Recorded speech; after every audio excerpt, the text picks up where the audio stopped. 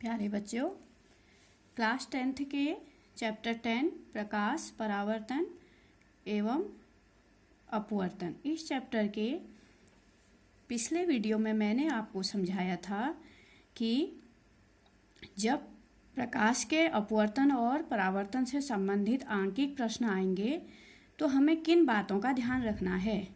आज हम उससे आगे बढ़ेंगे और फिर आंकिक प्रश्नों को हल करेंगे और उन बातों को भी ध्यान रखेंगे जो कि हमने पिछले वीडियो में सीखी थी कि आंकिक प्रश्न हल करते समय कौन सी बातों का ध्यान रखना चाहिए।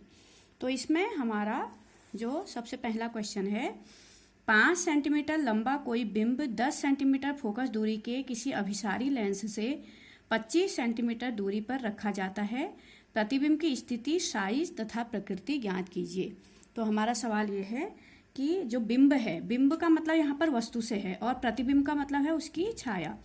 तो 5 सेंटीमीटर लंबा कोई बिंब 10 सेंटीमीटर फोकस दूरी के किसी अभिसारी लेंस से 25 सेंटीमीटर की दूरी पर रखा जाता है। हमें बतानी है प्रतिबिंब की स्थिति, यानी कि प्रतिबिंब कहाँ पर बनेगा, उसका साइज क्या होगा तथा उसकी प्रकृति, यानी कि वो आभासी बनेगा या वास्तविक बनेगा, सीधा बनेगा कि उल्टा बनेगा, ये प्रकृति हमने उसकी बतानी है। तो सबसे पहले बात यहाँ पे करते हैं अभिसारी लेंस। तो आपको पता है कि अभिसारी लेंस जो होता है वह होता है उत्तल लेंस। उत्तल लेंस जो है वो अभिसारी लेंस होता है, ठीक है। तो यहाँ पर प्रश्न जो आया है वो उत्तल लेंस का है। सबसे पहले हम जो इन्फॉर्मेशन हमें दी है, जैसे हमें दिया है बिंब की लंबाई दी है h, तो ये 5 सेंटीमीटर दे रखी है।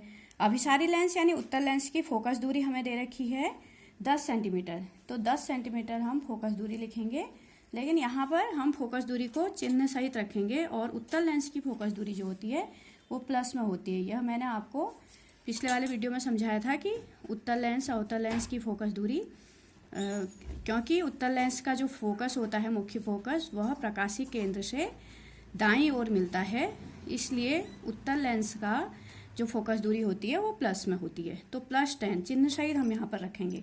और वस्तु की लेंस से दूरी जो है वह है 25 सेंटीमीटर। यहाँ पर दे रखा है कि लेंस से 25 सेंटीमीटर दूरी पर रखा जाता है बिंब को। तो आपको पता है कि वस्तु की दूरी हमेशा माइनस में लेते हैं, चाहे वह उत्तल लेंस हो, अवतल लेंस हो, उत्तल दर्पण हो, अवतल दर्पण हो, जो वस्तु की दूरी है वो हमेशा माइनस में ली जाती है, ठीक है। और अब हमें बताना है प्रतिबिंब की स्थिति। तो सबसे पहले हम लेंस सूत्र लगाएंगे। जो लेंस सूत्र होता है वह लेंस सूत्र लगाएंगे, तो लेंस सूत्र होता है 1/f = 1/v - 1/u, ठीक है। तो ये हमने उत्तल लेंस का सवाल लिया है और उत्तल लेंस के लिए हम सबसे पहले लेंस सूत्र लगाएंगे। अब लेंस सूत्र लगाने के बाद हम इसमें वैल्यू सबमिट करेंगे। तो सबसे पहले हम क्या करेंगे कि इस सूत्र को हम इस तरीके से बदलेंगे कि जो हमें निकालना है, जैसे हमने v निकालना है तो हम v को यहीं पर रहने देते हैं 1/v को, और 1/f के साथ यहाँ पर 1/u को ले आते हैं। तो 1/u जब लेफ्ट हैंड साइड से राइट हैंड साइड में आएगा, राइट हैंड साइड से लेफ्ट हैंड साइड में आएगा, तो चिन्ह बदलेगा, माइनस का यहाँ पे प्लस हो जाएगा, ठीक है। अब वैल्यू रखने में सही रहेगा। तो अब हमारा जो सूत्र बन गया वो बन गया 1/v = 1/f + 1/u बन गया, क्योंकि हमें v कैलकुलेट करना था, प्रतिबिंब की दूरी कैलकुलेट करनी थी और हमें f और u दिया हुआ था, इसलिए हमने 1/v को अपनी जगह पे रहने दिया और 1/u को इधर ले आए। तो हमारा सूत्र अब बदल गया, 1/v = 1/f + 1/u। अब हम वैल्यू सबमिट करेंगे चिन्ह के साथ, क्योंकि ये उत्तल लेंस है, इसकी फोकस दूरी प्लस में होती है, तो यहाँ पे +10 हो जाएगा, ठीक है।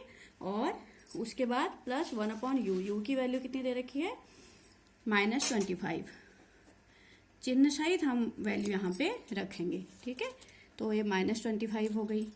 अब हमारा आ गया 1/10 - 1/25, क्योंकि प्लस और माइनस जो है माइनस बनाएंगे, तो ऊपर प्लस है नीचे माइनस है तो माइनस बनेगा, ठीक है। तो ये हमारा यहाँ तक हो गया। अब आगे हम क्या करेंगे,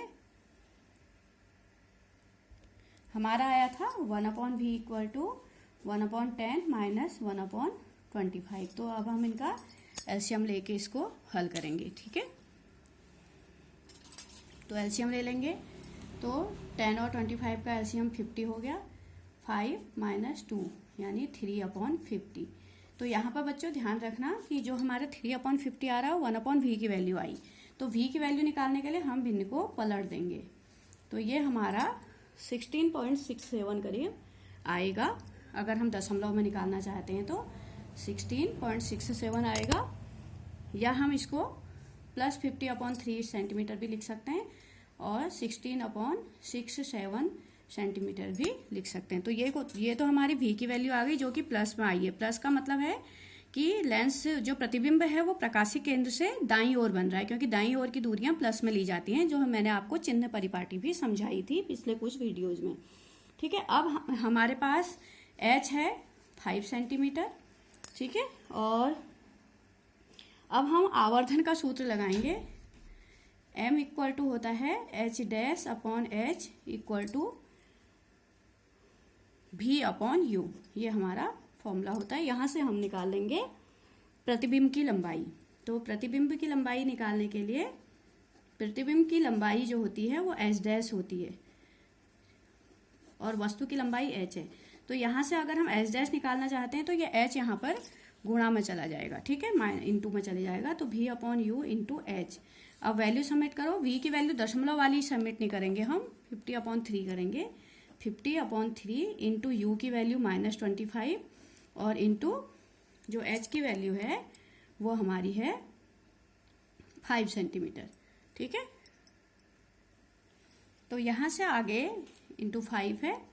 अब हम क्या करेंगे, अब हमें पता है कि 25 से जो है हमारा 50 तो कट जाता है 2 टाइम्स। ठीक है, तो ये आ जाएगा 5 2 जा 10/-3 10/-3 आएगा, और इसको हम -10/3 भी या 3.33 माइनस में लिख सकते हैं, पॉइंट में अगर लिखना चाहें तो। अब यहाँ पे हमारा जो भी हमें आंसर निकालना था वो आ गया है, लेकिन अब हमें सारी चीज़ें बतानी पड़ेंगी कि प्रतिबिंब कहाँ पर बना है, कितना बड़ा बना है और उसकी प्रकृति क्या है। तो यहाँ पर माइनस चिन्ह हमें ये बताता है कि प्रतिबिंब वास्तविक बना है और उल्टा बना है।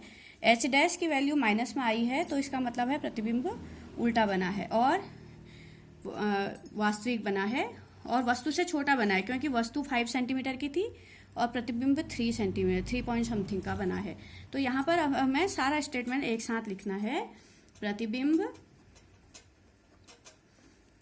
कितना बड़ा बनेगा, 10/3 सेंटीमीटर लंबाई का प्रकाशीय केंद्र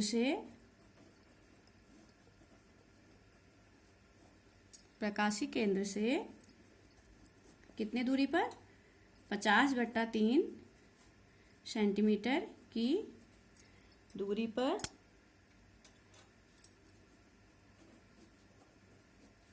दाईं ओर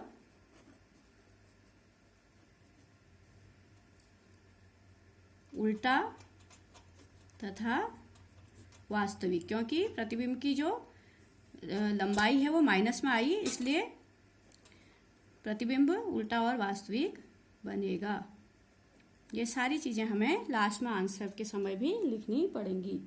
ठीक है, तो ये हमें चिन्ह से पता चलता है कि जैसे हमारा v प्लस में आया तो इससे हमें पता चल जाएगा कि जो प्लस की दूरियां होती हैं दाईं ओर होती हैं, इसका मतलब प्रतिबिंब दाईं ओर बना है। और h' की वैल्यू माइनस में आई है, इससे पता चलता है कि प्रतिबिंब उल्टा और वास्तविक बनेगा। ठीक है, अगर प्लस में आई होती तो सीधा और आभासी बनता। और प्रतिबिंब की लंबाई है 3.3 और वस्तु की लंबाई है 5, तो प्रतिबिंब उल्टा वास्तविक तथा बनेगा और वस्तु से छोटा बनेगा। ये भी हम लिख सकते हैं, क्योंकि हमसे प्रकृति भी पूछी गई है कैसा बनेगा करके, तो वस्तु से छोटा बनेगा। इस तरीके से हम उत्तल लेंस का सवाल हल करेंगे, चाहे उत्तल लेंस संबंधित कोई भी सवाल आया हो। ठीक है प्यारे बच्चों, अब हम अवतल लेंस के सवाल पर आ जाते हैं। तो अवतल लेंस वाले सवाल में हमें दे रखा 15 सेंटीमीटर फोकस दूरी का कोई अवतल लेंस किसी बिंब का प्रतिबिंब लेंस से 10 सेंटीमीटर दूरी पर बनाता है, बिंब लेंस से कितनी दूरी पर स्थित है। प्यारे बच्चों, ये सवाल मैंने आपके एनसीईआरटी की बुक से लिए हैं और ये वे प्रश्न हैं जो हर वर्ष आते हैं और 3 मार्क्स का ये क्वेश्चन पूछा जाता है। तो प्रश्न यह है कि 15 सेंटीमीटर फोकस दूरी का कोई अवतल लेंस है, यहाँ पर किसी बिंब का प्रतिबिंब लेंस से 10 सेंटीमीटर दूरी पर बनाता है। तो यहाँ पे हमें प्रतिबिंब की दूरी दे रखी है 10 सेंटीमीटर। अब हमें बतानी है कि बिंब लेंस से कितनी दूरी पर स्थित है, यानी कि हमें लेंस से वस्तु की दूरी निकालनी है। ठीक है, तो इसमें हमें सबसे पहले हम शुरुआत करेंगे अवतल लेंस की फोकस दूरी से। तो अवतल लेंस की फोकस दूरी जैसे कि आपको मैंने बताया है पहले भी, माइनस में होती है और वह है -15 सेंटीमीटर, क्योंकि अवतल लेंस का जो फोकस होता है हमें प्रकाशीय केंद्र से बाईं ओर मिलता है और बाईं ओर की दूरियां माइनस में ली जाती हैं। लेंस से प्रतिबिंब की दूरी 10 सेंटीमीटर है। तो 10 सेंटीमीटर जो है हमें ये पता होना चाहिए कि लेंस जो अवतल लेंस है हमेशा आभासी और सीधा प्रतिबिंब बनाता है और बाईं ओर बनाता है, लेंस से प्रकाशीय केंद्र से बाईं ओर। तो प्रतिबिंब दूरी भी माइनस में होता है, क्योंकि प्रतिबिंब बाईं ओर बनता है किसमें, अवतल लेंस में। अवतल लेंस में प्रतिबिंब हमेशा बाईं ओर बनता है। ठीक है, ये चीज हमें पता होनी चाहिए, नहीं तो हम चिन्ह किस हिसाब से रखेंगे। अभी मैंने पिछले वीडियो में भी आपको ये समझाया था सारी चिन्हों के बारे में कि अवतल लेंस की फोकस दूरी माइनस में होती है, क्योंकि अवतल लेंस का जो फोकस हमें मिलता है वह एक आभासी फोकस मिलता है जो कि हमें प्रकाशीय केंद्र से बाईं ओर मिलता है और प्रकाशीय केंद्र से बाईं ओर की दूरियां माइनस में ली जाती हैं। दूसरा मैंने आपको बताया था कि अवतल लेंस से जो भी प्रतिबिंब बनते हैं वो आभासी और सीधे बनते हैं और प्रकाशीय केंद्र से बाईं ओर ही बनते हैं, इसलिए भी की वैल्यू भी माइनस में ली जाएगी। अब हमें बिंब या वस्तु की लेंस से दूरी हमें कैलकुलेट करनी है। ठीक है, ये हमें निकालना है। तो सबसे पहले हम लेंस सूत्र लिखेंगे। लेंस सूत्र हमारा होता है 1/f = 1/v - 1/u। तो इस वाले सवाल में हमें 1/u हमें निकालना है। तो हम सबसे पहले क्या करेंगे, 1/u को तो दाईं ओर ले आएंगे तो उसका चिन्ह प्लस हो जाएगा, और 1/v को दाहिनी ओर ले जाएंगे तो उसका चिन्ह माइनस हो जाएगा। यहाँ पर ये ध्यान रखिए कि अगर हम ये चीज़ जो कि हमें ज्ञात करना है अगर हम उससे पहले कर लेते हैं तो उससे हमें ये फ़ायदा होता है कि हमें बाद में पक्षांतर करने की ज़रूरत नहीं पड़ती। ठीक है, तो हमारा जो लेंस सूत्र था 1/f = 1/v - 1/u था, तो हमें क्या निकालना है 1/u। तो हम इसे दाईं ओर ले जाएंगे तो ये प्लस में आ जाएगा, और 1/f जो है वह 1/u को हम बाईं ओर ले जाएंगे तो प्लस में आ जाएगा, क्योंकि पक्षांतर करते ही चिन्ह बदल जाता है। और 1/f को हम वहाँ भी के संग ले जाएंगे तो वो माइनस में आ जाएगा, क्योंकि वो यहाँ प्लस में था, अब ये माइनस में आ गया। अब अगर हम मान रखते हैं तो हमारी गलती करने की गुंजाइश बिल्कुल भी नहीं रहती। मान चिन्ह सहित रखना है, ये होगा। ठीक है, चिन्ह सहित मान रखना है। ये हमारे फॉर्मूले का माइनस है और ये हमारी फोकस दूरी का माइनस है। तो माइनस माइनस प्लस हो जाएंगे, -1/10 + 1/15 हो जाएगा यहाँ पे। ठीक है, तो उसके बाद हम क्या करेंगे, इनका एलसीएम लेंगे। 30 इनका एलसीएम होगा -3 + 2, तो ये हो जाएगा -1/30। तो ये हमारे 1/vu की वैल्यू आई है। तो u की वैल्यू हो जाएगी -30, पलट जाएगी भिन्न, तो -30। तो आपने देखा वस्तु की दूरी हमेशा माइनस में होती है, मैंने पहले भी बताया था, और देखिए माइनस में ही आई। तो अगर हम सही कैलकुलेशन की ओर जा रहे हैं तो हमारा आंसर u का हमेशा माइनस में ही आएगा।